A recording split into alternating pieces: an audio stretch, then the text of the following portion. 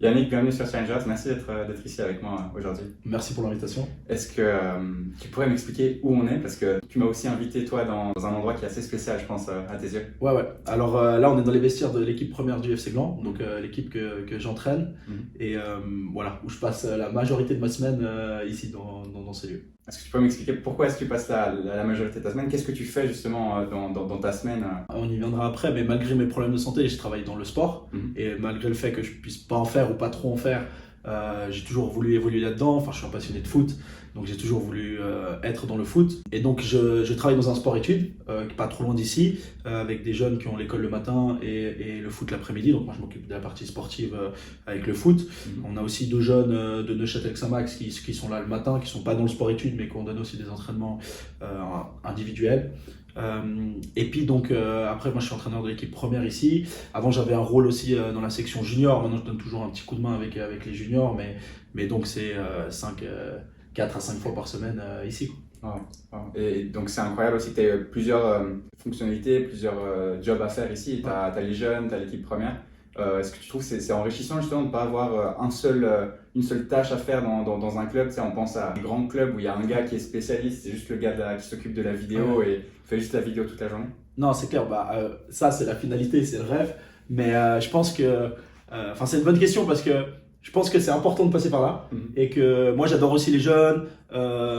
J'ai été dans mon ancien club aussi responsable de tous les juniors, donc j'aime bien mettre des choses en place et voilà, je travaille aussi avec des enfants, donc je trouve que le côté social avec eux, éducation et formation, c'est super intéressant et super important, et surtout les jeunes ils progressent vite, donc c'est toujours un côté intéressant.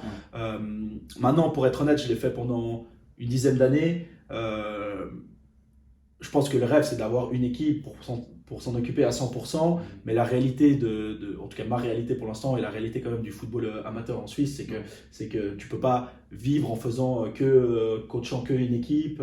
Voilà, donc il faut un peu se multiplier. Mais voilà, c'est enrichissant et ça force à trouver des solutions. Et des fois, les petits me donnent des idées pour les grands. Donc voilà, et puis en plus ici, c'est un club familial, donc on a la chance voilà, les jeunes sont assez proches de l'équipe première. L'équipe première vient arbitrer le week-end les petits. On va aussi des fois au tournoi des jeunes. Donc je trouve que c'est ici, ça va bien ensemble. Quand tu dis équipe familiale, c'est le cas, juste avant de commencer l'épisode, tu as ton frère qui rentre pour se changer. C'est le côté où tout le monde se connaît, c'est ça, et tout le monde arrive à... Ouais, alors ouais, le côté familial ici, justement, comme je dis, c'est une des valeurs du club qui est importante. Et alors, c'est représenté par nous parce qu'il y a mon frère qui est dans l'équipe, qui entraîne aussi ici les jeunes au Team La Côte.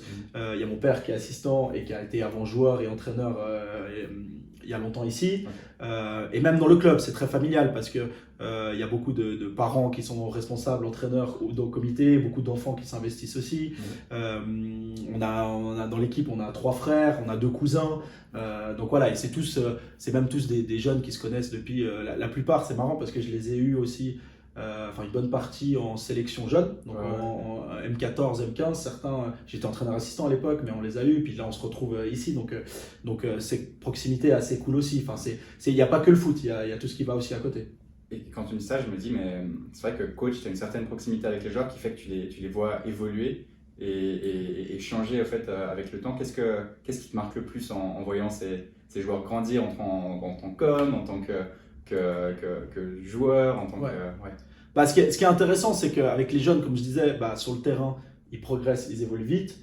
Mais aussi, moi j'ai beaucoup eu entre l'âge de 12 ans et de 16 ans. Donc à l'adolescence, tu te développes, tu changes, tu mues déjà. Les garçons, beaucoup, tu as déjà ce changement. Donc des fois, quand tu les revois, il suffit de pas les avoir vus l'hiver et tu as le changement de voix, c'est toujours marrant. Mais ouais, dans leur personnalité aussi, tu vois ceux qui s'affirment, qui prennent confiance. Et puis tu as dans l'adolescence, comme pour tout le monde, qu'on soit sportif ou pas, tu as le début d'une vie sentimentale où tu as des petits, ou plein de choses qui se passent. Et comme tu commences à t'affirmer, tu as un caractère, même à l'école, il y en a ça se passe pas très bien, ils commencent leurs études. D'autres, des fois, c'est plus compliqué. Et c'est clair que c'est intéressant de les accompagner là-dedans. Mais je trouve que c'est encore plus enrichissant avec les adultes, adultes entre guillemets, parce qu'ici on a de 16 à 32 ans dans l'équipe. Donc on a des jeunes et des un peu moins jeunes, mais on a eu dans l'équipe, depuis que je suis là, on a eu le capitaine qui est devenu papa, on a eu un des coachs assistants qui est devenu papa aussi. Donc voilà, d'accompagner des gens à travers ça. Voilà, c'est comme je disais, il y a la partie foot, mais il y a la partie à côté. Il y a toujours des belles choses qui arrivent. Il y a des choses des fois un peu plus dures aussi. Et je trouve que le côté humain, enfin en tout cas moi c'est ce que je préfère, je pense. Et puis je pense que c'est ce que le sport regroupe beaucoup les gens grâce à ce côté humain. Et c'est un lien social aussi, je pense, important à travers certaines épreuves qu'on traverse. Et on en a aussi, alors là c'est justement, on est au niveau amateur, donc on en a la plupart qui travaillent, on en a qui sont encore étudiants, donc c'est vrai que quand ils viennent ici, c'est aussi pour se décharger un peu mentalement, pour évacuer, et je pense que c'est important d'avoir une bonne ambiance pour ça aussi. Ouais, c'est un peu traverser des choses en équipe, c'est partager, je pense surtout dans le vestiaire, parce qu'après sur le terrain, il faut être concentré sur l'entraînement, sur le match, mais moi ça m'a fait beaucoup de bien aussi en ayant été joueur, maintenant arbitre, de partager ce qui se passe dans ma vie, d'apprendre un collègue qui devient papa, comme ton capitaine, c'est des moments qu'au final on célèbre aussi en tant qu'équipe. Ouais, mais nous on lui avait offert un petit maillot de l'équipe, la petite. Et ouais, mais moi c'est vrai que depuis que je suis entraîneur, je pense que j'ai vécu avec les joueurs que j'ai entraînés tout ce qu'il peut y avoir. Que ça soit de positif, ou des choses, des difficultés, que ce soit des maladies, que ce soit malheureusement des décès ou des choses un peu plus graves. Même quand il y a eu la guerre en Ukraine-Russie, on a un joueur qui a été touché par ça. Donc voilà, je pense qu'on traverse plein de choses et encore récemment, sans rentrer dans les détails, mais on gagne pas un match, il se passe des choses un petit peu des fois sur le terrain qu'on n'est pas content, et après il y a d'autres événements qui arrivent à côté, donc ça nous permet de relativiser, et ça fait du bien aussi d'être entouré par ses coéquipiers, et des fois c'est ce qui crée aussi une équipe dans ces moments un peu plus difficiles, d'avoir le soutien des fois de coéquipiers que peut-être tu es un peu moins proche, mais qui vivent le quotidien, et c'est des événements qui peuvent, je trouve, rapprocher aussi les gens. C'est un point qui revient beaucoup dans le sport, mais dans la vie de tous les jours aussi, ces moments difficiles qui permettent qu'on grandisse. Est-ce que tu vois chez les enfants qui traversent ces épreuves, est-ce que tu les vois tous en train d'aller d'un point qui est difficile, challengeant, à un point qui est positif, ou est-ce que tu vois qu'il y a certaines personnes des fois qui restent un petit peu bloquées, et par exemple toi en tant qu'entraîneur, comment est-ce que tu as fait par exemple par le passé pour les amener vers un côté positif, ou tu sais, un peu les transcender, quoi? Ouais, alors c'est une bonne question de nouveau, parce que ça dépend justement de la mentalité, du caractère de chacun, de l'éducation de chacun aussi. En coachant là cet après-midi, on avait les joueurs de l'élite. C'est ça fait partie de ça. Ça devient de plus en plus dur. Tu commences en M12, il y a beaucoup, FE12, il y a beaucoup de juniors, et ça rétrécit de plus en plus. Donc c'est de plus en plus dur. Et c'est là que tu vois aussi, quand tout petit, tu dis qu'il y a certains joueurs qui sont, t'as des joueurs très très forts et qui passent pas les étapes après. Et je pense que le côté mental est important aussi. Et je dirais qu'on les aide à se développer à travers la relation qu'on a avec eux, à travers même les exercices, à travers ce qu'on met en place. Mais il y a aussi, je pense, que l'éducation de chaque enfant, la mentalité qu'il y a à la maison aussi. Et puis chacun est différent, donc chacun a un rapport différent on va dire, aux épreuves et à la difficulté. Et je pense que plus tu en traverses, plus tu t'en sers, comme tu as dit, pour grandir. Mais ça, je trouve que c'est quelque chose que quand tu es enfant, c'est pas forcément facile à comprendre. Et je trouve que c'est quelque chose que peut-être tu développes un peu plus tard. Mais moi je sais que maintenant je relativise pas mal de choses, et grâce à la maladie, entre guillemets. Donc grâce à la maladie que j'ai, je pense que j'ai appris dès l'âge de 12 ans à vivre avec. Donc j'avais pas le choix d'accepter ces difficultés et de ne pas renoncer, et que ça m'aide à grandir, et que malgré, on va dire, en tout cas pour moi, ce qui était beaucoup plus dur à faire que des personnes entre guillemets valides, je pense que ça m'a renforcé dans ce que j'ai envie de faire et dans ce que je fais maintenant. C'est un peu relativiser, comme ce que tu avais décrit avec une équipe qui, par exemple sur le terrain, ça va pas, et après tu regardes ce qu'il y a autour et te dis ok, on va essayer de quand même aller dans la même direction qu'on s'était fixé en début de saison, d'essayer d'atteindre les mêmes objectifs et de continuer ensemble. Je pense que ça t'oblige à trouver des solutions, et puis de trouver un moyen, quoi. Et puis nous, j'en parlais récemment, mais on est dans un club vraiment amateur, et comparé à d'autres clubs de la même division que nous, qui vont attirer des joueurs qui payent des joueurs, certains ils sont payés ou dédommagés, mais voilà. Nous, comme je disais, on a un club très familial où tous les joueurs payent aussi leurs cotisations, donc les joueurs de la une payent aussi leurs cotisations, participent à la vie du club, comme je disais avant. Bah nous, voilà, on n'a pas des moyens financiers ici, on a des super installations, le vestiaire est magnifique, mais on a des terrains magnifiques ici.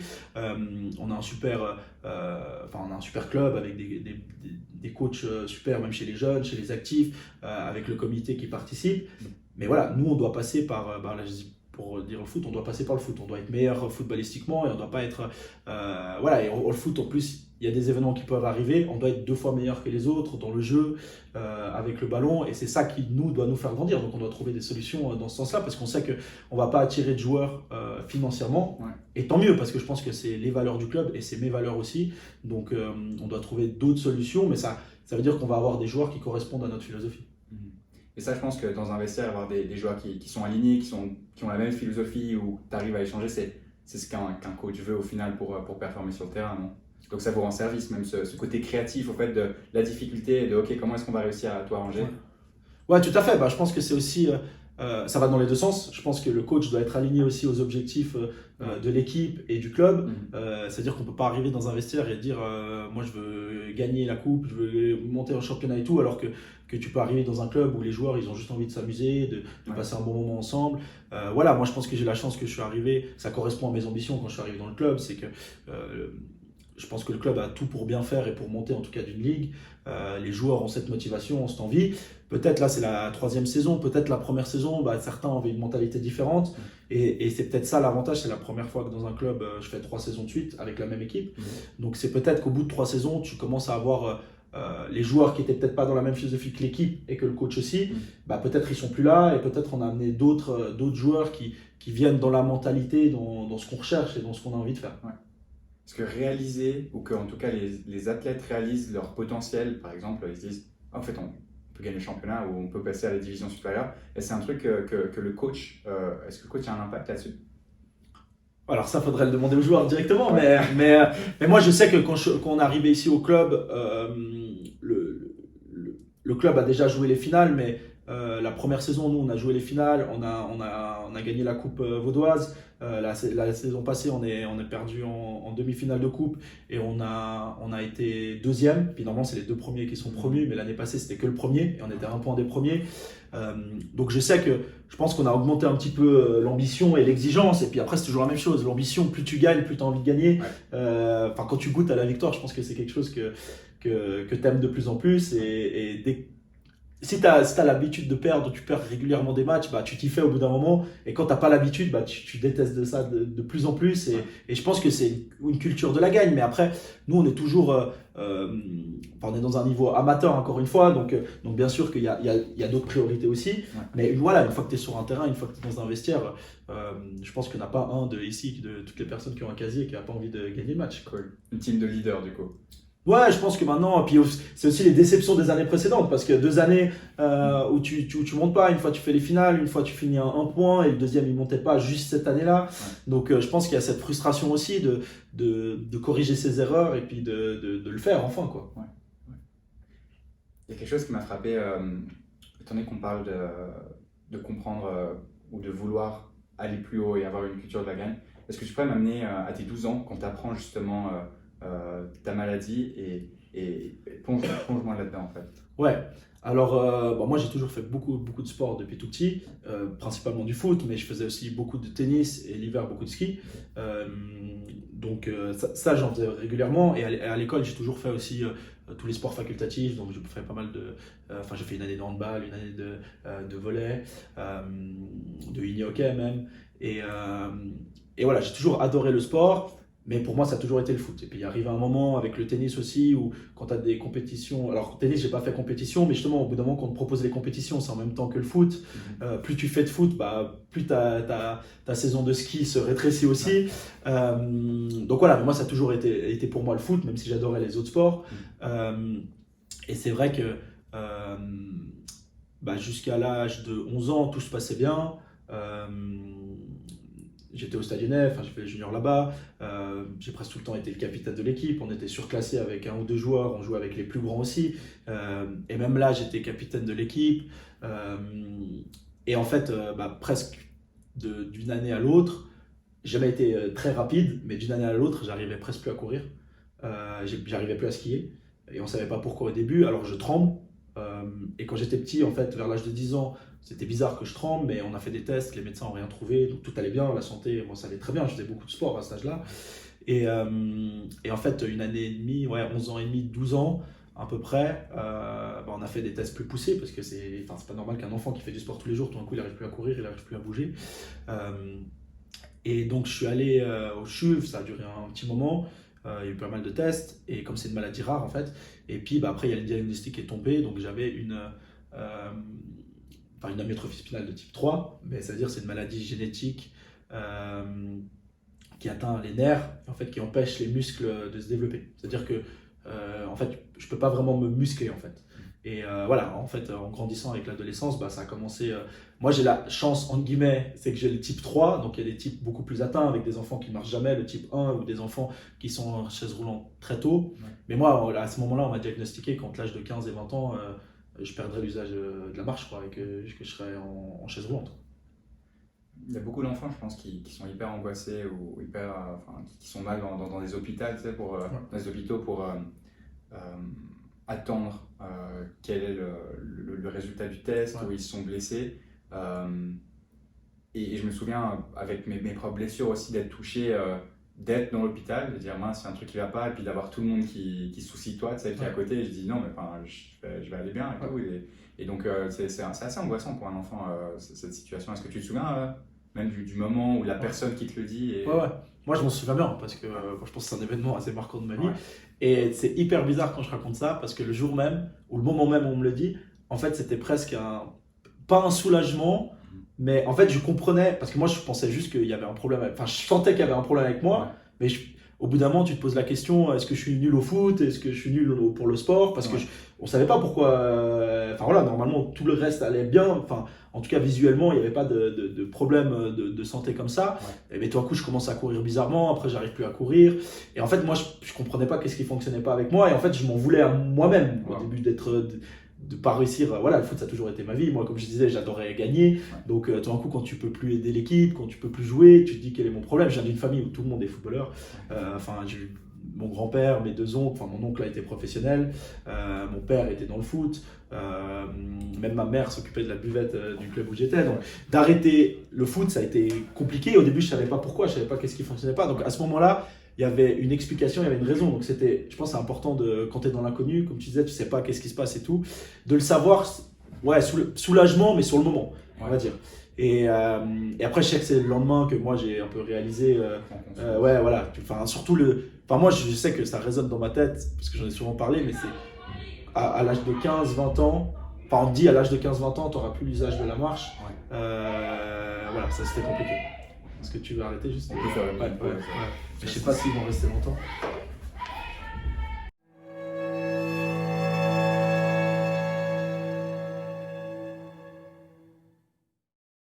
On a 20 minutes de valider, c'est déjà ça. Mais j'ai une question qui me vient maintenant. Pour un jeune joueur, je pense que tu as vu des jeunes joueurs qui sont blessés pendant tes matchs ou pendant les entraînements. Comment est-ce que tu les vois aborder cette situation, ces jeunes joueurs? Ouais, mais ça c'est intéressant aussi parce que c'est comme, mais même parce que moi j'entraîne même les tout petits, les 3-4 ans, vraiment jusqu'aux adultes, tu vois. Et c'est vrai que les petits, et moi je vois parce que je travaille aussi dans une école privée où je donne des cours de sport, ils ont tendance à vite pleurer par exemple dès qu'ils reçoivent un coup. Mais par contre, au foot, tu vois, on leur explique qu'ils ont le droit d'avoir mal, il n'y a pas de souci, les blessures ça fait partie. Mais par contre, si tu as mal, tu pleures. Ok, mais alors il faut sortir du terrain, c'est-à-dire que tu peux plus continuer à jouer. Ouais. Et quand tu leur expliques ça, le petit il réfléchit 2 secondes, il se dit attends, je vais serrer les dents 2 minutes, et je vais continuer à jouer. Et au final, ça va. La plupart du temps, chez les petits, c'est rare d'avoir une grosse blessure. Tu vois, je veux dire, musculairement, ils peuvent pas trop se blesser. Et puis l'agressivité entre eux est normalement encore assez calme. Ouais. Donc ça, c'est toujours intéressant. Et nous, on l'a aussi développé, je trouve, tu vois, il y a toujours ce truc. Je sais pas si c'est la même chose au hockey, mais les romans comparés au Suisse allemand, on est beaucoup trop gentil.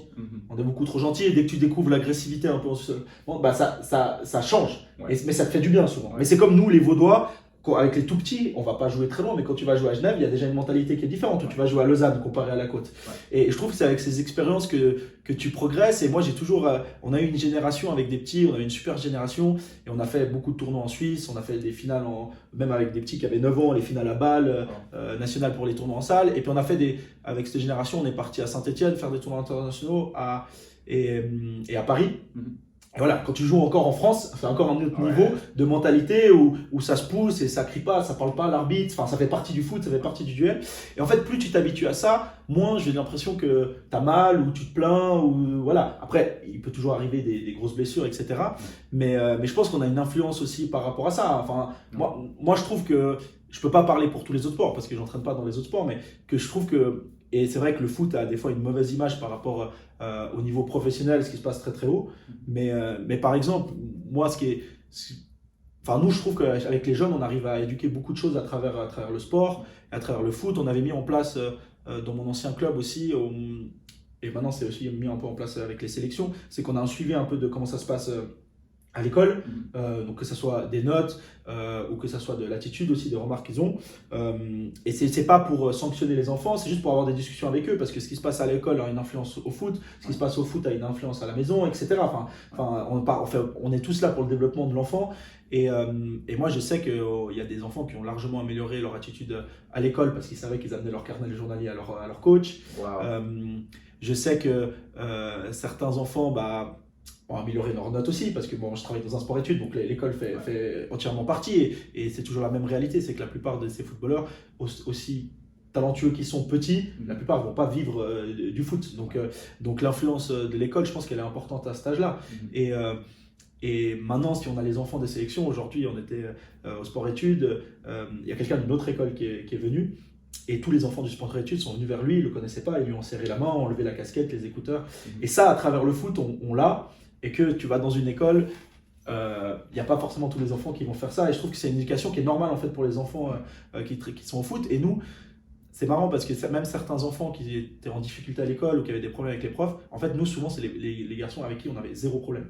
Parce que, et il y avait une étude qui avait été faite qui était super intéressante qu'on avait eue à notre diplôme, c'est que, en fait, un enfant, entre l'âge de 10-14, après c'est vraiment les ados, c'est encore un autre niveau, mais souvent la personne qu'ils écoutent le plus, c'est pas leur prof d'école, c'est même pas leur père, parce qu'on a un moment où il y a la rébellion, mais par contre leur prof de foot, mais ça peut être dans tous les autres sports, parce qu'en fait, normalement, je dis bien normalement, le foot, c'est l'enfant qui l'a choisi.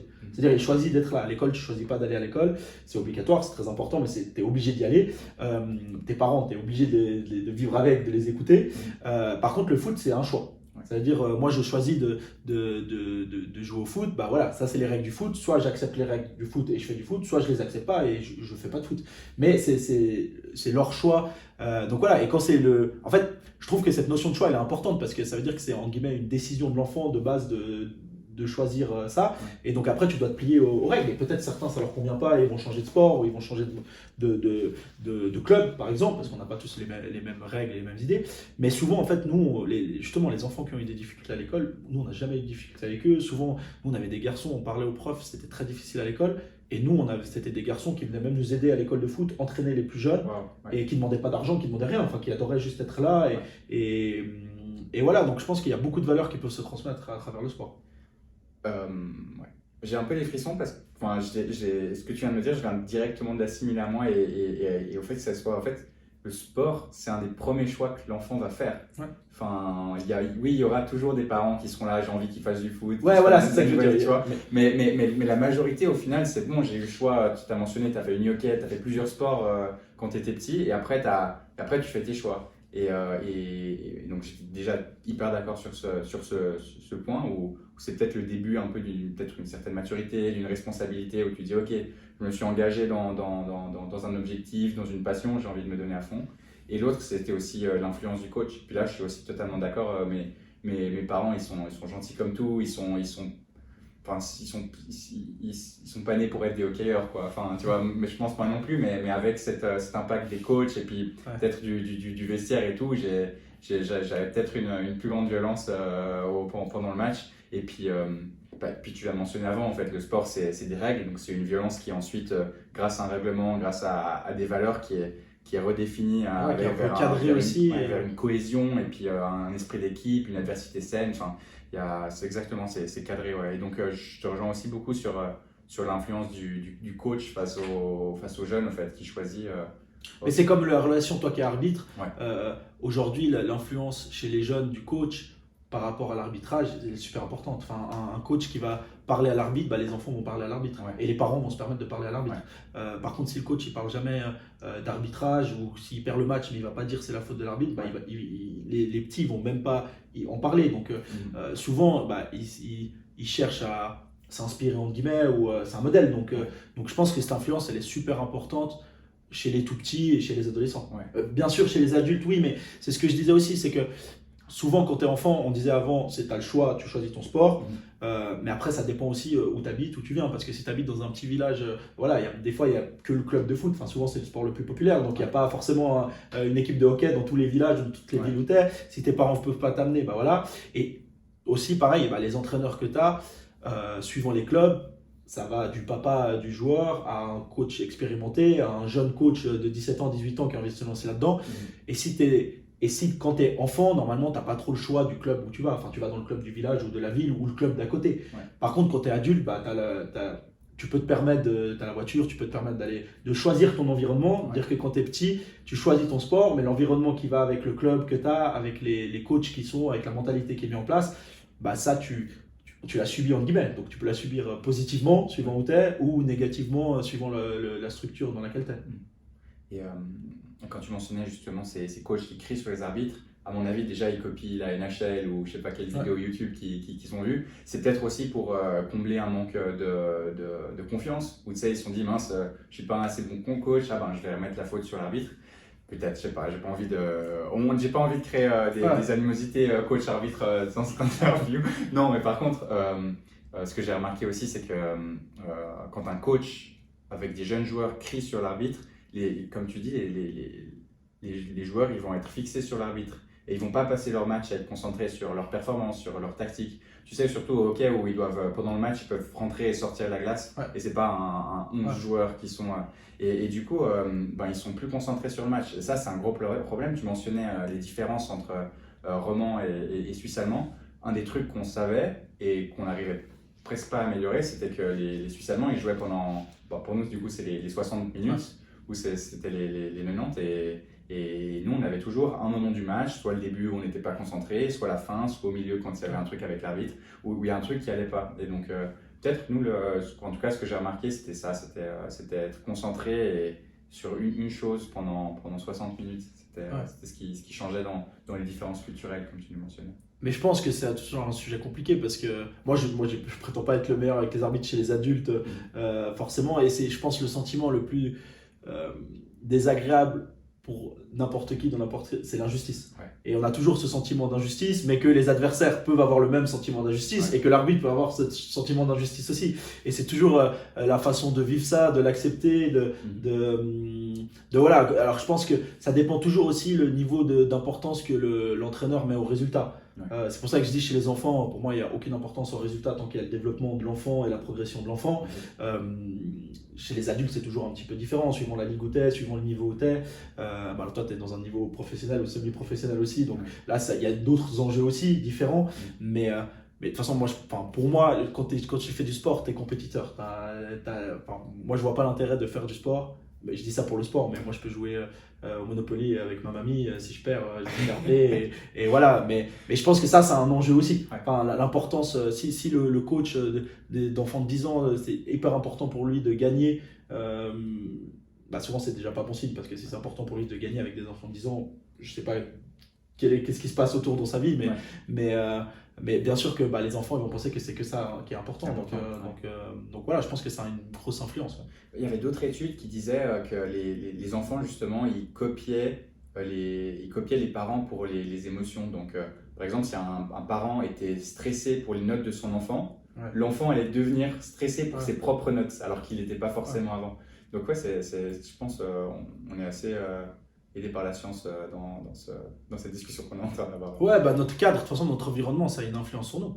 Après, c'est pour ça que je dis que quand tu fais beaucoup d'expériences chez les petits, chez les enfants, bah après, tu as beaucoup de visions différentes aussi. Par contre, si tu fais même qu'un sport, si tu fais, t'as qu'un seul coach quand tu es enfant, nous on pense que c'est important de voir plusieurs coachs différents dans le développement d'un enfant, et ben ça te permet de t'ouvrir, d'avoir plusieurs visions. Mais c'est comme le fait de voyager. Moi j'avais voyagé quand j'étais petit, mais souvent dans des clubs, genre le Club Med, où tu es dans un environnement francophone, on va dire. Ouais.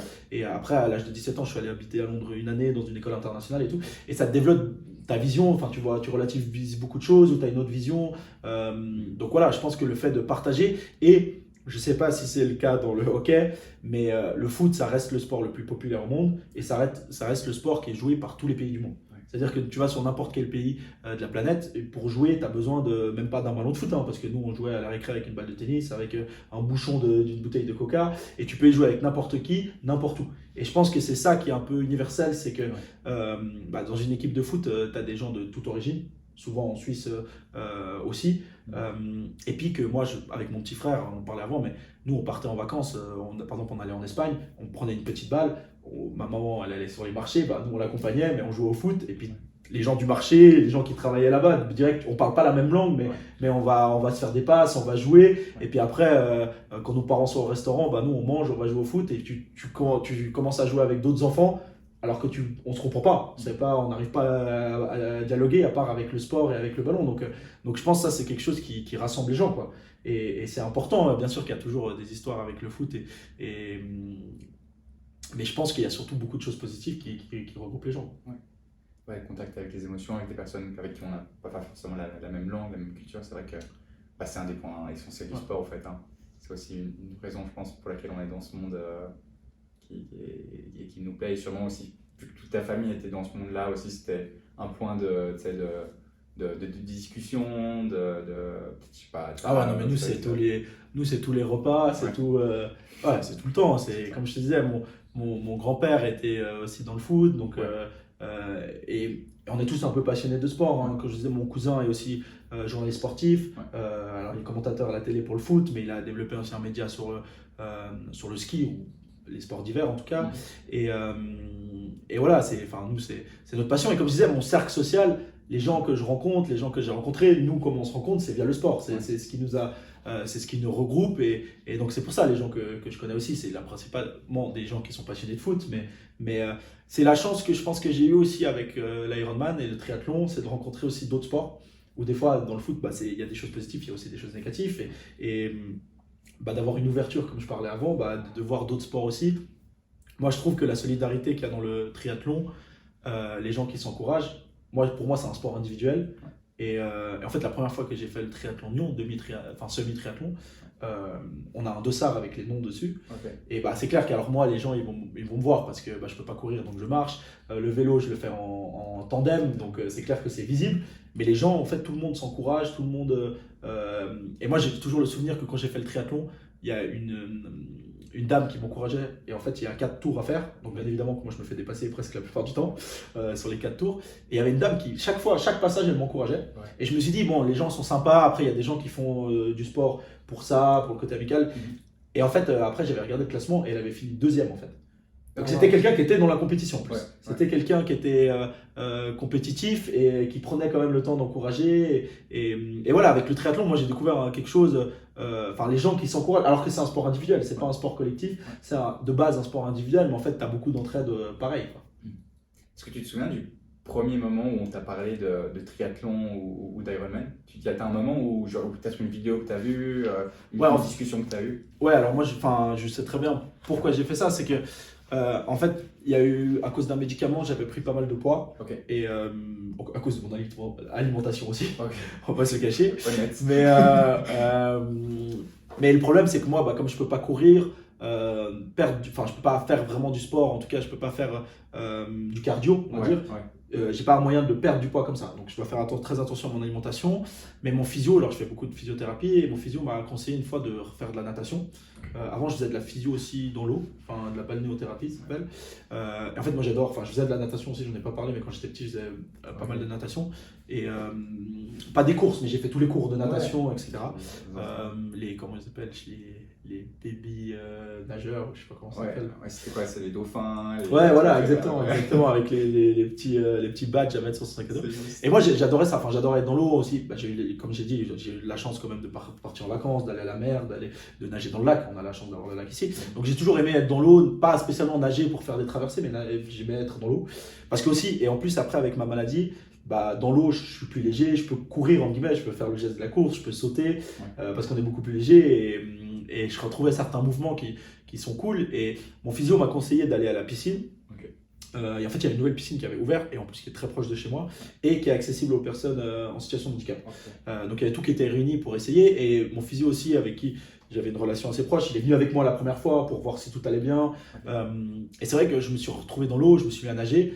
Et en fait, là, c'était la première fois, et c'est marrant parce que je pense que c'est arrivé, c'était quoi, il y a 5 ans, 4 ans, 2 années avant le Covid, 5 ans. Et en fait, depuis l'âge de 12 ans, quand on m'a annoncé ça, j'ai arrêté le sport, je ne pouvais plus courir, j'ai arrêté de faire du sport. J'avais essayé de refaire un petit peu de ping-pong, parce que j'ai toujours beaucoup joué au ping-pong, comme je jouais au tennis aussi, puis ping-pong, j'ai toujours beaucoup joué aussi. Mais voilà, ça ne me plaisait pas. Et puis en fait, comme j'ai commencé à entraîner, en fait, du moment où j'ai commencé à entraîner, j'étais presque entraîneur, je faisais plus de sport. Et donc pendant 15 ans, j'étais de l'autre côté, entraîneur. Et le fait de refaire du sport pour moi-même, en fait, de renager, j'adorais ça, quoi. J'ai toujours adoré faire du sport, et pour moi, c'était plus accessible de moi faire du sport. Je jouais encore des fois, quand j'étais encore ado, quand ça allait mieux avec la maladie, n'avait pas encore trop avancé. Je jouais encore au foot des fois avec mon frère, avec mes potes, mais un petit peu comme ça. Je faisais pas des matchs, mais je pouvais participer un petit peu. Maintenant, je peux plus vraiment. Mais le fait justement de nager, j'ai ressenti le sentiment de refaire du sport, donc j'étais trop content, quoi. De me dépenser et de me dépasser un petit peu. Et après, j'ai direct pensé à qu'est-ce que je peux faire. Maintenant, je peux nager, donc qu'est-ce que je veux faire. Et puis en fait, je sais pas exactement comment c'est venu de me dire faire triathlon, parce qu'après je me suis dit, le vélo, je sais qu'à faire sur un tandem. Et la première année, en plus, on a loué un tandem à Genève, on l'a ramené dans le train ici, et puis c'était un tandem pour faire le tour du lac, pas faire le tour du lac, mais aller au bord du lac en amoureux, je sais pas, il y a un petit panier devant, pas du tout un truc pour faire du sport, quoi. Et voilà, j'ai fait le demi-triathlon. Et en fait, j'ai eu le sentiment à la fin, je me suis dit, mais c'était incroyable, quoi. Et je me suis dit, je veux faire le triathlon, je veux pas faire les choses à moitié. Donc là, j'avais fait le semi pour commencer. Et après, je me suis dit, je vais faire le demi-triathlon, quoi. Et quand j'ai fait le demi-triathlon, je me suis dit, je veux pas faire que le. Quand j'ai fait le triathlon, je veux dire. Je veux pas que faire le triathlon. Voilà, exactement. Et après, je pense que c'est addictif, c'est comme un sport, mais c'est, entre guillemets, c'est une drogue, mais c'est plutôt une bonne drogue, quoi. C'est quelque chose de positif. C'est surpassement de toi, quoi. J'imagine, t'as l'environnement pour, ok, tac, tu peux aller à la piscine, t'as le physio qui te conseille, t'as un truc, tu dis, pourquoi pas, j'en ai fait. Et après, bam, tu dis, je suis recentré sur moi, je suis en train de nager, et puis là, étape par étape, après, c'est génial ce que tu es en train de dire, j'avais pas. Mais c'est un cercle vertueux. Comme ça, tac, et puis tu essayes des objectifs toujours plus. Après, je me dis, rien que maintenant, est-ce que toujours plus, c'est toujours mieux ou pas? Est-ce que tu penses qu'il y aura un stop ou un moment je sais pas, en fait, en fait, moi, je peux pas me comparer aux autres. Je peux pas, et moi, j'adore la compétition, sauf que je peux pas, il y a personne qui a. Il y a des gens qui ont ma maladie en Suisse, mais comme j'ai dit, il y en a déjà qui sont plus atteints, qui sont en chaise roulante. Et puis, en tout cas, je connais pas des gens qui font du sport avec mes problèmes de santé. Et même si quelqu'un aurait la même maladie que moi, la même envie de faire du sport, en fait, la maladie elle est tellement différente qu'elle évolue différemment pour tout le monde. Et voilà, donc je peux pas me comparer à d'autres personnes. Les personnes qui font les Jeux paralympiques ou etc. C'est des handicaps complètement différents, parce qu'une personne qui est amputée même d'une jambe, je dis pas que c'est mieux ou moins bien, je dis juste que c'est une personne musculairement qui peut se muscler, le haut du corps qui peut être musclé, donc qui peut se développer. Et souvent, c'est des gens par exemple, qui sont amputés, c'est des gens qui sont très très forts, qui sont physiquement très forts, parce qu'ils compensent ça avec la force, et mentalement ils sont forts, et c'est des gens qui peuvent aller. Moi, c'est pas du tout la même chose, donc j'ai pas ce truc. En fait, je peux me comparer qu'à moi-même, ce qui est positif aussi, ce qui devrait être le cas la plupart du temps dans le sport, c'est d'abord de se dépasser soi-même. Mais en fait, j'avais pas l'ambition de dire je veux améliorer mon record de l'année d'avant dans la même distance.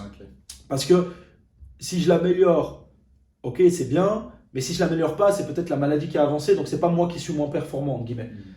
Par contre, le fait de faire toujours une plus grande distance, dans ma tête, en fait, j'ai une maladie qui est dégénérative, donc ça veut dire que ma situation s'améliore pas, est de pire en pire, entre guillemets, sans être trop dramatique, mais chaque 6 mois, une année, la maladie avance, et il y a de moins en moins de choses que je peux faire, j'ai de moins en moins de force et j'ai de moins en moins d'endurance.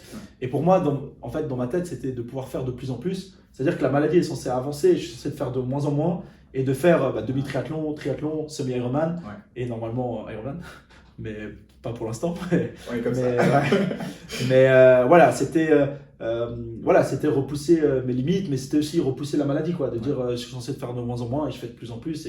Et en tout cas, psychologiquement, ça m'aidait beaucoup. Enfin, dans ma tête, ça m'aidait beaucoup. Et c'est pour ça que ça a été dur quand j'ai eu la blessure, là. On n'en a pas encore parlé, mais donc, quand on devait faire l'interview il y a 2 mois, et ben, en fait, je me suis blessé 8 jours avant de faire l'Ironman. Et ça a été dur parce que pour moi, en plus, je me suis blessé, je suis pas tombé en vélo, j'étais debout. Et en fait, ma cheville, mes ligaments ont craqué. Et je suis tombé comme ça et ça a pété, quoi. Enfin, il y a eu des déchirure du ligament complet. Et ça, c'était clairement la maladie parce que j'étais debout, j'étais pas en déséquilibre, j'étais à l'entraînement en plus ici avec l'équipe. Et là, pour moi, ça a été dur parce que c'était de dire, entre guillemets, on m'a dit, voilà, t'as fait trop, la préparation, rupture de fatigue, t'as fait trop, etc. Et là, c'était entre guillemets la maladie qui gagnait un petit peu. Et c'est pour ça que ça a été très dur pour moi parce que tu te prépares 10 mois à faire quelque chose, donc il y a tout l'investissement, tout ce que tu mets dedans. Et à 8 jours, voilà, 8 jours du jour J, quoi, quand tu mets 10 mois. Et en plus, nous, on en parlera, je crois, un petit peu plus après, mais il y a toute ma préparation, donc déjà c'est quand même un investissement et tu sais ce que c'est quand tu t'entraînes beaucoup, le soir tu rentres, tu es fatigué donc tu vois personne, des fois tu es de mauvaise humeur aussi parce que moi quand je suis fatigué, des fois tu as envie de rien faire, tu n'as pas envie qu'on te parle, tu n'as pas envie qu'on t'embête, donc moi il y avait des jours où je m'entraîne, tu vas au travail, tu rentres, tu dors, quoi. Et tout cet investissement, entre guillemets gâché, alors il n'est pas gâché parce que ça a été positif de faire du sport, c'est toujours super positif même pour ma santé à moi, et c'est sûrement grâce au fait que je suis connecté au sport, que je peux encore marcher, que je peux encore bouger, que je bouge beaucoup. Le mouvement amène le mouvement, donc ça c'est important. Mais là c'était dur et en plus il y a toute l'organisation à côté parce qu'on organise ça aussi pour une association, on récolte des fonds. Donc il y a beaucoup d'autres personnes qui sont aussi investies et qui ont pris du temps pour l'association, mais pour moi aussi, entre guillemets. Et ça c'était dur de laisser tomber tout ça. Et après, voilà, c'est de ne pas pouvoir. Quand tu fais tous les jours du sport ou 3-4 fois par semaine, tu t'entraînes, tu te prépares et qu'après quand tu es blessé, tu peux plus rien faire, c'est un changement complet. Et en plus, il n'y a pas eu l'Ironman, c'est pas parce que j'avais fait l'Ironman, j'étais fatigué, je récupère et tout, il n'y a pas eu, quoi. Donc ça, c'était un passage un petit peu dur. Parce que tu me disais que frustrant aussi, c'est que tu avais 10 mois où tu étais dédié à ça et 8 jours avant, c'était... Mais peut-être après, j'aurais pas été blessé, peut-être je me serais blessé pendant la course et j'aurais pas pu le faire, on ne sait pas. Donc voilà, de toute façon c'est comme ça et j'ai aucun impact dessus, quoi. Je peux même pas me dire j'ai pris des risques ou j'étais debout, je bougeais pas et ça a craqué et ça a lâché. Donc voilà, mais je pense qu'encore une fois c'est partie remise et puis c'est une difficulté de plus. Et alors au début je voulais le refaire direct, au début je voulais le faire. Sauf que les médecins... Au téléphone, t'étais là, ok, attends, il y a un truc qui s'est passé, mais t'inquiète, on va... parce que je pense que c'est le lendemain quand c'est... Je crois que c'était le lendemain, ou même tu m'as peut-être envoyé un message quand t'étais encore aux urgences, et puis t'étais là, mais t'inquiète, on gère, et... Et... Sur le moment... en fait, je cherchais les solutions, puis je me suis dit... pour la natation ça va parce que moi j'utilise pas mes jambes, en fait j'ai vraiment pas de force dans les jambes, donc quand je nage j'utilise que les bras. Donc voilà, la cheville, si de toute façon je l'utilisais pas, ça c'était bon. Le vélo je le fais en tandem, donc moi je pensais que ça allait aller, je pensais que le vélo ça allait, mais en fait non. Le fait de faire en plus 180 km, le mouvement et tout ça me faisait mal. Et puis marcher c'était impossible. En plus moi je peux pas trop marcher avec les cannes comme j'ai pas la force de me porter sur une jambe, je peux pas sauter sur une jambe, donc non c'était impossible. Mais en fait au début je voulais le faire, puis je me disais si j'ai mal un peu plus longtemps c'est pas grave, sauf qu'en fait il y avait le danger que si je me bousille vraiment tous les ligaments et que voilà on me prédit un moment d'être en chaise roulante, je veux pas, tant que je peux marcher, je veux profiter de pouvoir marcher, donc ça aurait été ça aurait été débile, mais ça aurait été de prendre le risque, quoi, et que ça, en fait, que c'est un impact sur mon avenir. Si ça avait un impact sur les 3 mois d'après, je m'en foutais. On prend le risque, on y va, on serre les dents, et voilà. Mais si ça a un impact pour la suite, pour les prochaines années, c'était pas intelligent de le faire aussi. Mais sur le moment, avec l'adrénaline, avec l'envie, moi je cherchais une solution. Après, je voulais faire que la nage, je me suis dit je nage plus longtemps et tout. Mais après, on s'est dit le but c'était de faire un Ironman. Si je fais que la natation, ou je fais la natation et que le vélo, après je me suis dit, un mois après, j'aurais pu faire du vélo. Pas encore la marche, mais je me suis dit, je fais les deux. Mais c'était pas un Ironman, donc c'était pas mon objectif, c'était pas ce que je voulais faire. Donc on a dit, on se pose un peu plus. Le faire en décembre, on va pas aller nager dans le lac en décembre. Et même le vélo, ça peut être compliqué. Donc voilà. on va y replacer ça au mois de mai, mais c'était dur de se remettre dans le schéma d'entraînement aussi. Ouais. Parce que voilà, moi je trouve que la partie la plus dure, en tout cas quand j'ai fait le demi-Ironman, pas du tout le demi-Ironman. Le plus dur, c'est les entraînements. Là, chaque mardi, tu te lèves à 5h du matin pour la neiger à 6h. Il fait froid, t'as pas envie. Enfin, tu te réveilles, tu vas dans l'eau. C'est pas facile tout de suite. Et c'est ça le plus dur pour moi. Le jour J, c'est justement toute ta préparation, tu fais pour ça. Et c'est vrai que quand tu fais un sport comme ça, moi j'admire les gens qui font ça parce que quand tu fais du foot, le jour J, c'est tous les dimanches ou tous les samedis. Enfin, c'est encore un peu plus fun. Genre, il y a l'aspect social, il y a l'aspect. Ouais.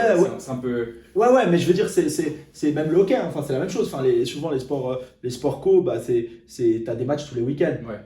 Donc voilà, dire que si tu es dans un événement tous tes entraînements pour un jour, quoi, un événement. Et voilà, alors les gens qui font un certain niveau, ils ont peut-être plus de triathlon et plus d'Ironman, mais c'est quand même moins régulier qu'une compétition tous les week-ends. Moi, je vis pour le moment la compétition. Enfin, ce qui est intéressant, c'est ça. Alors, après, oui, le schéma d'entraînement, quand tu te mets, c'est quelque chose de positif, dépassement de soi, mais c'est ça le plus dur. C'est ça, au final, le quotidien. Donc, c'est bien aussi, mais il y a des moments durs. Ouais. Et moi, ce que j'ai dit, le demi-Ironman, t'es tellement dans l'adrénaline, il y a tellement de gens autour et tout. C'était pas ça le plus dur. Moi, c'était les mois d'avant. Et là, je le savais. Et t'arrives, en fait, à la fin des entraînements pour la récompense, entre guillemets. Et en fait, tu l'as pas, quoi. Ouais. Et là, c'est repartir pour ça, repartir pour la préparation, sachant, sans être négatif, mais que la même chose peut arriver. Enfin, je peux me reblesser, ça peut arriver. Enfin, et moi aussi, j'ai toujours entre guillemets, c'est toujours un combat un peu un contre-la-montre, parce que je sais pas à quel moment je vais plus pouvoir marcher ou je vais plus pouvoir le faire. Donc, c'est pour ça que j'avais envie de le faire le plus vite possible, en fait. Mais j'ai l'impression quand même, basé sur ce que tu as dit avant, que tu te concentrais quand même sur ce que tu peux contrôler et qu'au final c'est le plus important. C'est t'apprends à te connaître, tu sais ce que tu peux faire et tu es là, ok, je vais m'entraîner, maintenant je suis capable de faire ça. Ok, bon, j'aurais peut-être pu faire la natation, mais si je pouvais pas faire le reste. Enfin, j'ai l'impression qu'au niveau plus philosophique, il y a cette importance d'accepter ce que tu peux pas contrôler aussi. Ouais. Puis, comme tu dis là, peut-être tu vas te blesser, bien sûr, on n'espère pas, mais enfin, il y a c'est des choses, ça fait partie de la vie et ça fait partie du sport. La vie d'un sportif. Ouais. Mais après, je t'avoue que le côté philosophique de l'accepter, on peut pas. J'étais complètement là-dedans au début, mais ça a duré 2 semaines. Après, j'étais plus l'injustice. Au début, j'étais là-dedans, j'essayais de relativiser, j'essayais de me dire comme ça. Et c'est pour ça que c'est intéressant aussi, parce que le côté coach aussi. Pour moi, c'est intéressant d'avoir eu ce moment difficile parce qu'on a des joueurs qui sont blessés, on a des joueurs qui vont se faire opérer, qui n'ont pas joué une année entière ou un tour entier. Et ça, je ne le connaissais pas non plus. Ouais. Donc, des fois, moi, je dis, je le dis pas, mais moi, dans ma tête, je pense, eux, ils ont un joueur qui est blessé, 2 mois après, il peut rejouer au foot ou 6 mois après, il peut rejouer au foot. Moi, je ne pourrais jamais rejouer au foot.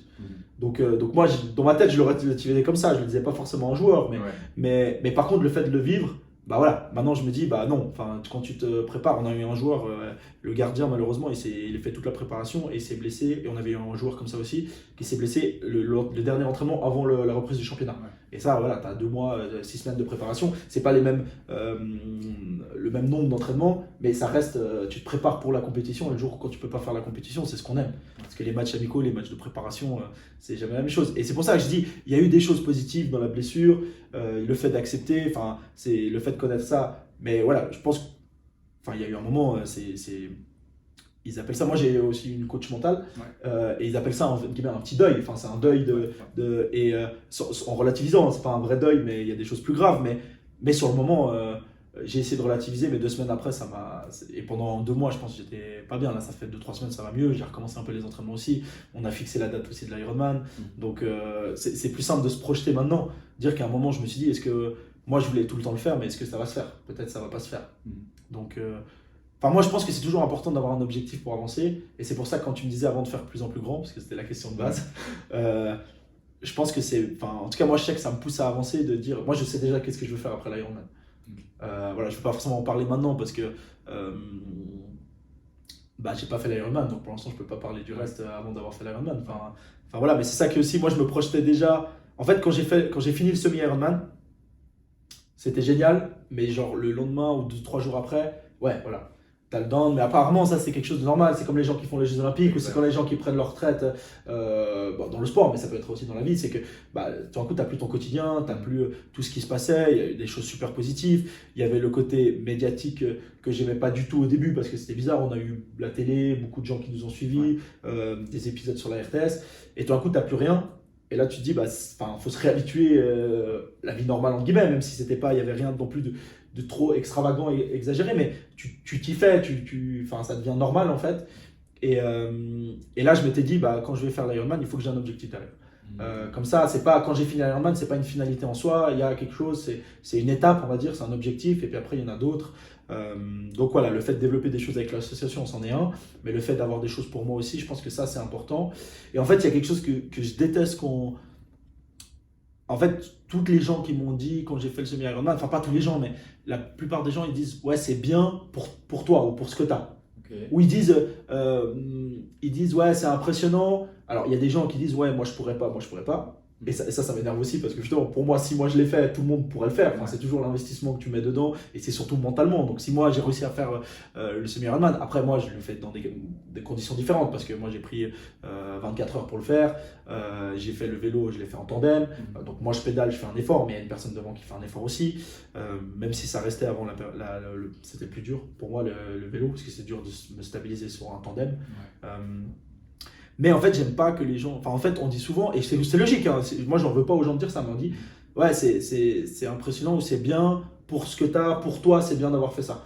Et en fait, moi j'aimerais bien un jour faire, mais sans parler vraiment du projet que j'aimerais bien faire quelque chose que même très peu de personnes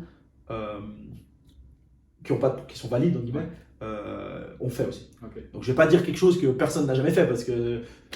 Je sais pas, plein de choses ont été faites, des choses extraordinaires ont été faites, mais voilà, alors je sais, après il y a des gens qui vont me dire, oui, mais même moi, faire un triathlon, il n'y a pas tout le monde qui en fait, faire un semi-Ironman, il n'y a pas tout le monde qui en fait, mais en fait, quand tu es dans le truc, tu réalises que, alors après c'est toujours la même chose, c'est ton réseau, donc moi j'ai des gens qui me suivent et des gens moi que je suis qui font des triathlons, qui font des Ironman, et tu réalises qu'il y en a toutes les semaines des Ironman.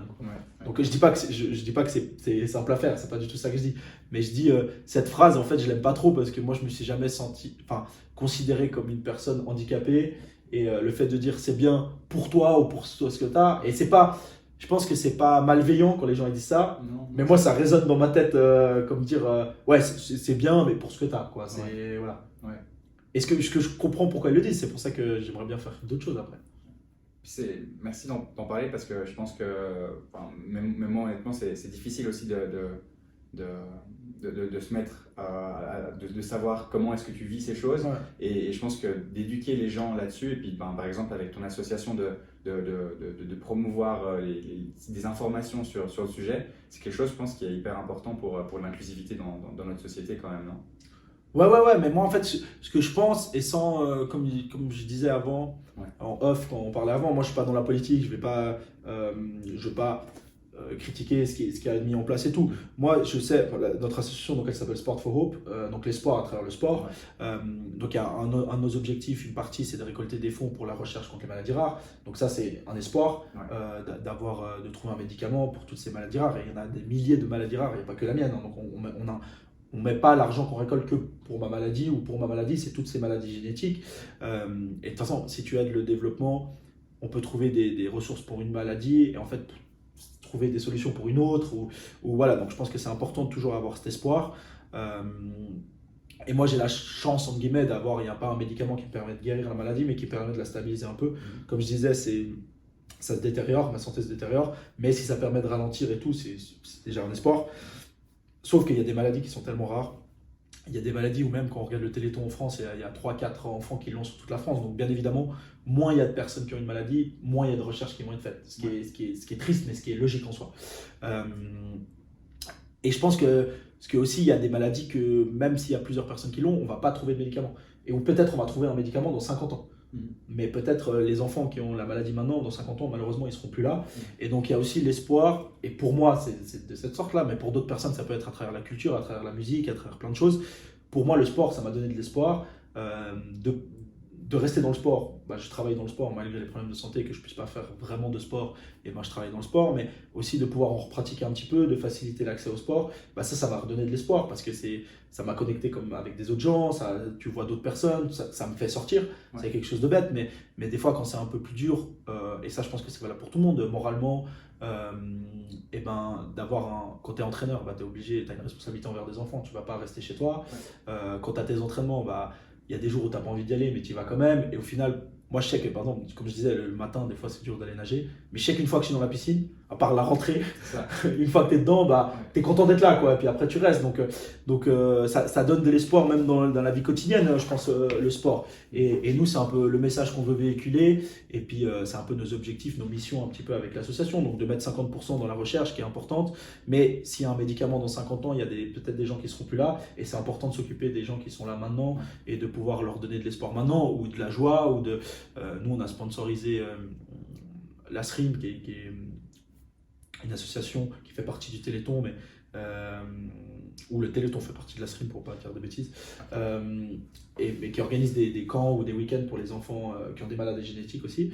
Et ils ont fait du karting, ils ont fait du skateboard avec une autre association de Lausanne qui s'appelle Limitless, dans une structure que moi j'ai essayé aussi. Donc même des gens qui sont en chaise roulante, d'être un peu sur un skate, mais des tenues partout. Et ça, tu vois le sourire des enfants, et même le mien, je dis les enfants toujours, mais tu l'as aussi fait, donc tu as aussi. Ouais. Puis moi, je faisais du skateboard quand j'étais tout petit, donc de pouvoir refaire ça, d'avoir la 60 glisse. Le karting, c'est parce que moi, j'arrive pas à tourner le volant, j'arrive pas. Et là, il m'a laissé un peu pédaler, il m'aidait. Pédaler, il me pédale. Mais comme j'arrivais pas à freiner, par exemple, il m'aidait. J'arrivais du côté gauche, j'arrivais pas à tourner. Donc c'est un kart à deux. Et c'est des sensations. Sur le moment, ça te fait passer. En fait, ça te fait passer un super moment. Et je disais souvent, c'est quand. Ça coûte très très cher parce qu'il faut beaucoup d'accompagnants avec des gens spécialisés aussi. Ils ont des besoins spécialisés quand tu es en chaise roulante. Il y a plein de choses qui sont plus difficiles. Et en fait, c'est tellement cher, c'est quand. Alors, heureusement qu'il y a l'association comme la SRIM qui le finance, mais ils aimeraient financer encore plus. Et en fait, c'est fou parce que tu te dis, pour une personne valide, un camp pour un enfant d'une semaine, ça va coûter 300, 400, 500 francs.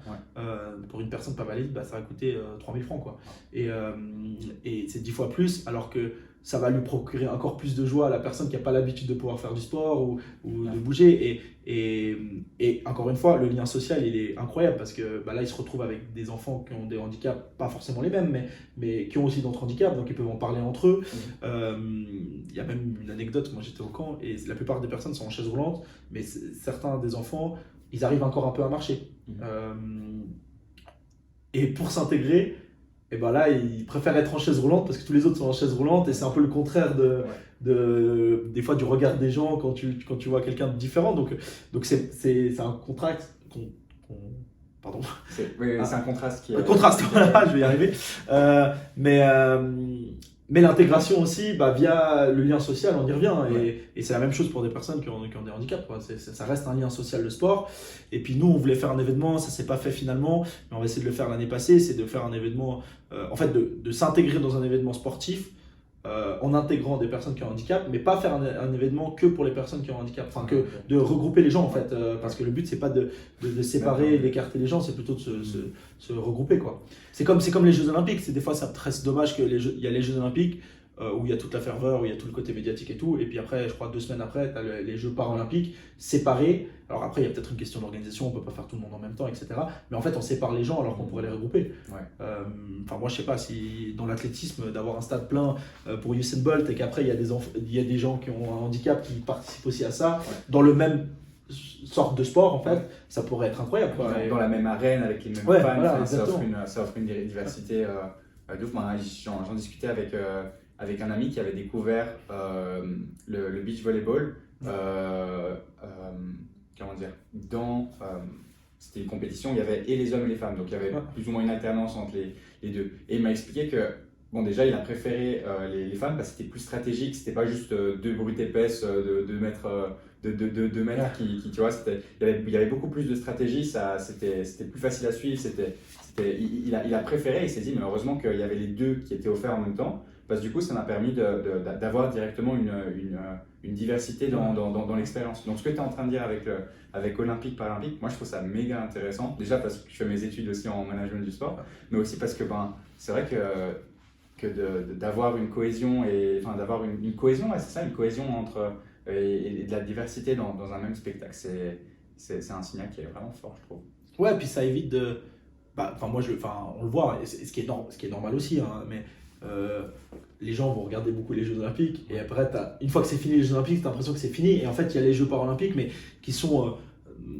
C'est des athlètes qui sont autant forts, voire certains plus forts que des athlètes olympiques, Ouais. parce que ils réalisent des prouesses sportives, mais il y a tout ce qui va à côté aussi. Puis il y a le quotidien qui est difficile. Ouais. Moi, c'est ce que je disais après le semi-Ironman. On m'a posé la question est-ce que c'était dur et tout. Mais encore une fois, j'y reviens. Le semi-Ironman, j'avais tellement de personnes autour de moi pour m'aider. Si je suis tombé 2-3 fois, ça m'arrive moi de tomber en marchant. Ouais. Mais là, je suis arrivé, il y avait du monde pour me relever. Ouais. Par contre, des fois, ça m'arrive de tomber tout seul chez moi. Me relever, c'est difficile. Ouais. Et c'est plus dur ça que là, j'avais du monde tout autour de moi. Ouais. Donc voilà, moi, c'est plus dur des fois mon quotidien de monter dans le bus ou de monter dans le train. Quand je devais monter sur le vélo pendant le semi-Ironman, c'est difficile pour moi, mais là j'avais tellement de personnes qui venaient m'aider que c'était pas à ce moment-là qui était dur en fait. Donc c'est plutôt moi en tout cas je me souviens l'adrénaline quand j'ai fini le triathlon. Bien sûr que les médecins ne recommandent pas forcément pour moi de faire un triathlon ou un semi-Ironman. Les physios suivant lesquels pas forcément. Après les physios qui sont proches de moi ils savent que pour moi ça va plus être positif que négatif. Mais je sais que quand j'ai fini le triathlon, en fait j'ai jamais eu autant d'énergie.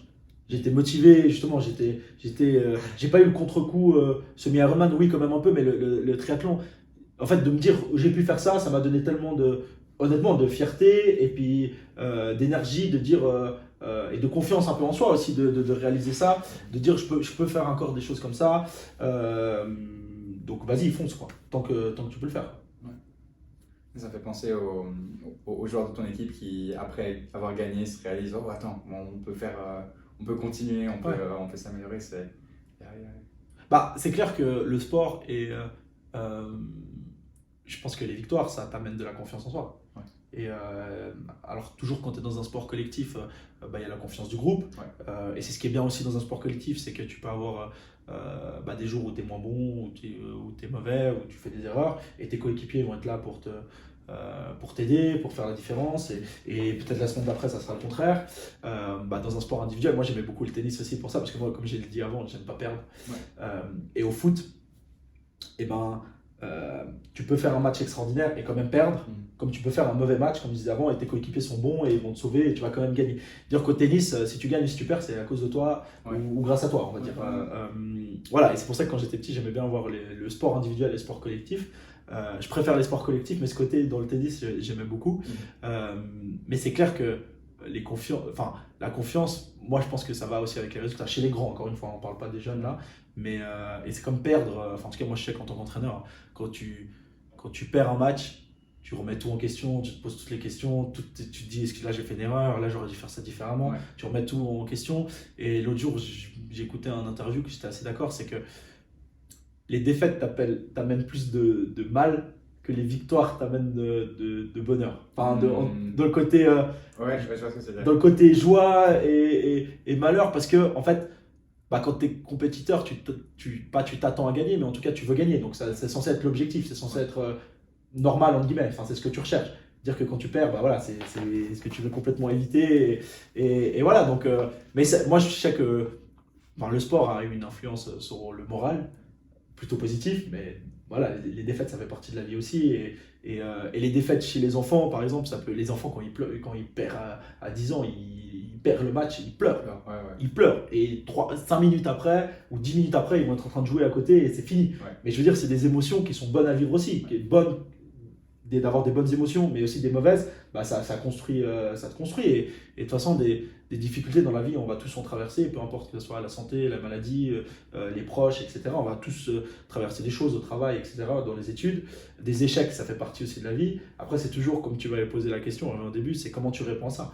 Il y en a qui vont se laisser abattre, qui vont arrêter, et il y en a d'autres qui vont dire j'ai détesté perdre, il faut que je m'entraîne encore plus, il faut que je sois encore meilleur et je veux plus avoir ce sentiment et je vais gagner et à un bout d'un moment je vais reperdre, donc tu te remets en question mais plutôt positivement pour relever ces difficultés. Yannick, je pense que c'est un magnifique moment pour décaler vers une autre partie de cette interview qui est celle où on discute peut-être du coach mental ou de la coach mentale que tu as eu. je me demandais justement, avec toute cette maturité que tu es en train de transmettre peut-être à d'autres athlètes ou d'autres fans, je ne sais pas encore qui va nous écouter, on va voir, mais en tout cas, je me demande comment, de quoi est-ce que tu travailles, avec tes sessions de coaching mental. Ouais, mais en fait, c'est marrant parce que bah justement, en fait, on va toujours dire, et moi, on va me dire, ouais, t'as un mental, t'as fait ça, t'as un mental pour ça et tout. Et en fait, moi, ce qui avait été dur, c'était, comme je l'ai dit avant, c'était l'après semi-Ironman. Ouais. Et là, j'étais pas prêt mentalement, enfin, j'ai pas été bien pendant un petit moment. Et là, j'ai eu la blessure en plus, mais c'était déjà avant. Où, enfin, je trouve que c'est pas assez de dire, ouais, mentalement, je suis fort, je suis bien. Alors, ça prouve de la confiance en soi, mais on a tous, pas forcément des limites, mais justement, ça aide à élargir ou à grandir en tout cas ses limites. Ouais. Et c'est d'avoir des outils, comment aborder certaines situations. Enfin, je trouve qu'on n'est jamais formé à ça. Ouais.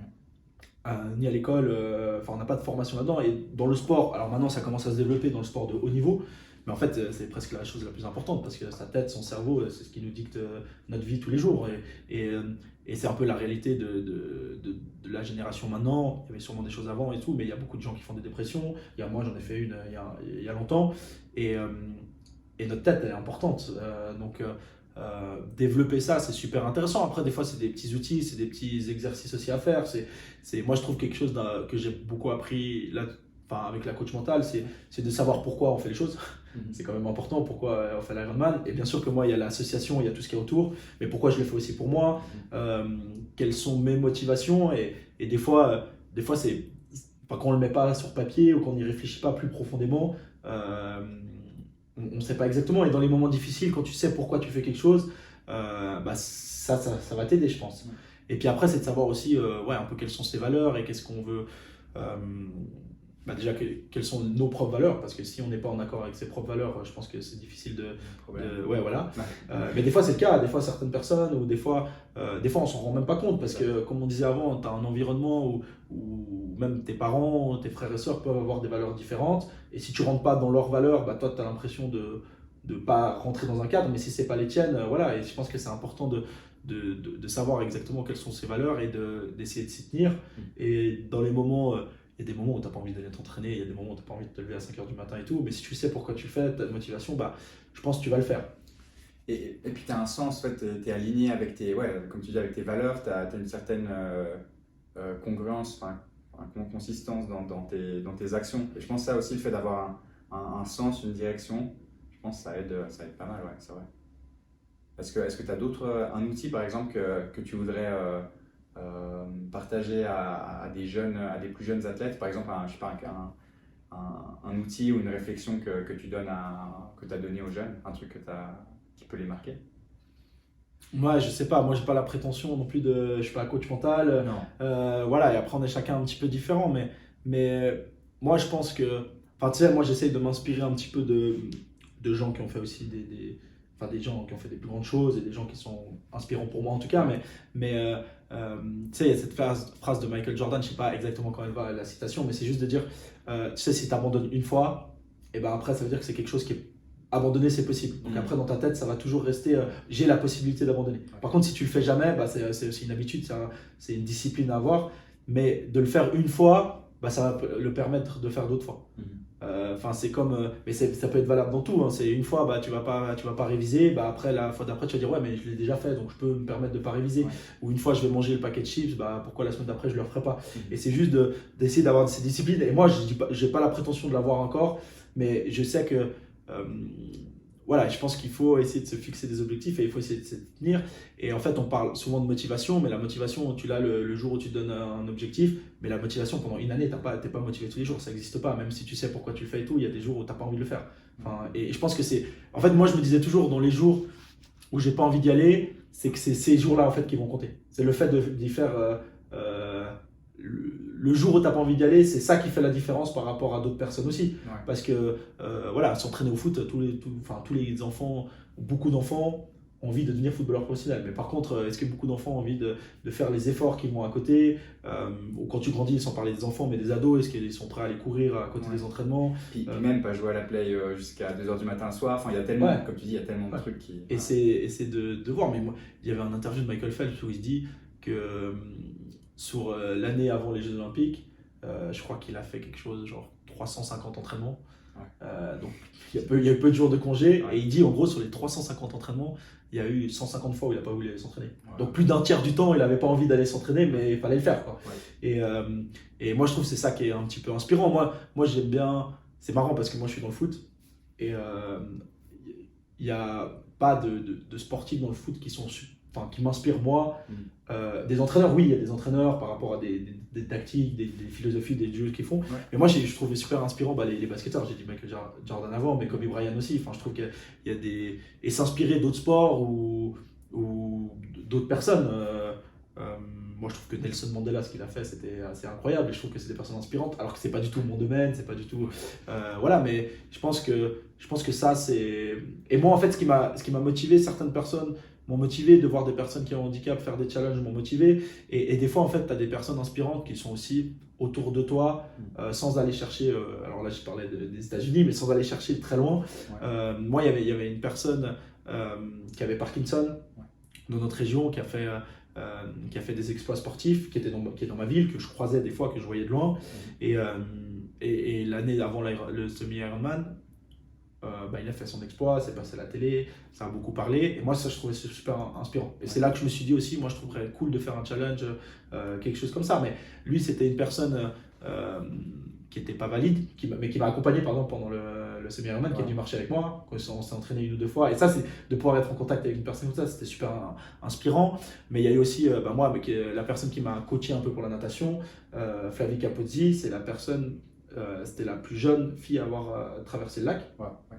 Et c'est et l'année passée, elle a voulu faire, ou cette année en fait, je dis une bêtise, cet été, l'aller-retour, tu vois, et c'est 60 heures dans l'eau, c'est 150 km de nage en eau libre. C'est super inspirant, donc d'avoir des personnes comme ça autour de soi, dans son quotidien, inspirantes. Et moi, c'est ce que je disais. Bien sûr que tout le monde est différent, mais moi, ça, c'était ma coach de natation, et moi, j'avais 2 km de natation à faire. Et elle en avait fait 75 quand elle a fait la traversée, et puis elle s'apprêtait à en faire, parce que c'était l'année d'après, quand je m'entraînais, ou quand elle m'entraînait, elle s'apprêtait à faire 150 km. Donc, j'allais pas me plaindre pour 2 km, même si tout le monde est différent. C'est juste de dire, moi, c'était 3 heures dans l'eau, quoi. Donc, ça permet de relativiser aussi. Quand il y a une personne qui fait 30 heures dans l'eau, elle avait fait l'année d'avant 30 heures dans l'eau, tu te dis, 3 heures, si je peux pas faire 3 heures, voilà, quoi. Et puis ce qui est fort aussi, c'est que tu t'inspires de personnes très différentes. Tu as mentionné toutes ces personnes. Et je pense aussi, on n'a pas parlé, mais il y a aussi des filles, j'espère, dans le club de Gland. C'est juste. Alors en fait, le club de Gland, on est en partenariat avec d'autres clubs de la région. Et les filles sont regroupées à Prangin, donc un club partenaire. Parce qu'en fait, il y avait le problème dans notre région. S'il n'y avait pas assez de filles, en fait avant il y avait une équipe de filles à Terre Sainte, une à Gland, une à Aubonne, une à Nyon, et en fait chaque année, une année sur deux, eux ils n'avaient pas assez de filles, donc ils retiraient leur équipe de filles, donc on a essayé de les regrouper, enfin on a essayé, les dirigeants de la région, c'est pas moi personnellement, mais de les regrouper pour qu'elles puissent jouer entre elles. Ok, trop bien. Et je pense que ça aussi c'est fort d'avoir des projets justement où on arrive à regrouper et puis de rendre des choses capables. Enfin, c'est entourer les gens des bonnes personnes. Et puis, mais je pense que ça va 100% dans mes valeurs, dans les valeurs de l'association. Et puis, je pense que l'intégration, enfin le sport est censé, comme on a dit avant, regrouper les gens, réunir les gens. Et ça, c'est important. Et c'est pas censé éloigner on voit tous les problèmes qu'il y a en ce moment dans le monde. Au moins, le sport permet. Les Jeux Olympiques, c'est quelque chose d'extraordinaire parce que tu as tous les pays du monde qui sont regroupés. La Coupe du Monde de foot, pour moi, c'est quelque chose. Alors maintenant, il y a des choses politiques. Je ne vais pas parler de où se jouent certaines Coupes du Monde, mais c'est un moment. Quand tu vois les gens chanter dans les rues, dans les pays, des gens qui, encore une fois, qui ne parlent pas la même langue, qui s'échangent l'écharpe de leur pays ou de leur club.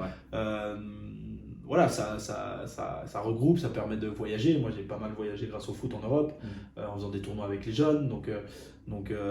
Et ça, c'est aussi des moments de vie. Nous, avec les petits, je disais avant, on était parti une fois faire un tournoi à Bâle avec les tout petits, ils avaient 8-9 ans. les petits, on avait fait 3 groupes. Il y en avait un qui avait servi à manger, un qui avait débarrassé, et il y en avait un qui avait mis la table. Même ça, c'est des expériences de vie que, moi je me rappelle, il y avait un garçon dans le groupe qui n'osait pas dormir chez son voisin, qui était son meilleur ami. Il n'osait pas dormir avec son cousin, chez son cousin, chez sa tante, parce qu'il voulait dormir chez lui avec ses parents. Et le jour où il y a eu, en fait, on a dormi là-bas à Bâle avec les petits dans une auberge de jeunesse, et sa maman lui a demandé mais genre toi tu vas faire comment parce qu'on dormi. Puis il a dit non mais c'est pas de souci, c'est pour le foot, donc on va dormir avec les copains du foot. Et c'est juste que quand tu es dans un environnement où tu te sens de t'épanouir, tu vas t'épanouir quoi. Donc voilà, je trouve que c'est des expériences de vie extraordinaires. Je pense que c'est un des points qui a été chouette, qui a été ressorti dans ce podcast, c'est l'importance de l'environnement dans une carrière, dans une expérience de vie, quoi. Donc, merci pour tous ces échanges. Avant de terminer le podcast, j'ai une question à te poser. J'essaye